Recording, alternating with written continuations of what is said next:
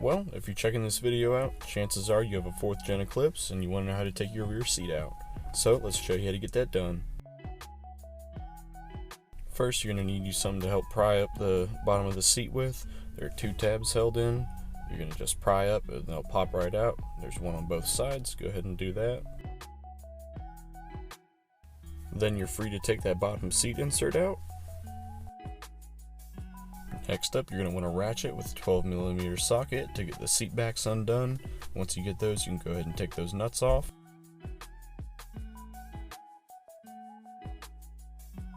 Once you're done with the seat backs, go ahead and grab a 17mm socket and you can take the seat belts off.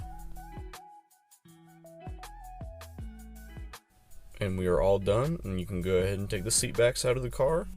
And that's how you get the back seat out of your 4G Eclipse. Make sure you guys subscribe and stick around for the next video where we'll be taking the passenger seat out. Thanks for watching, and I'll catch you all in the next episode.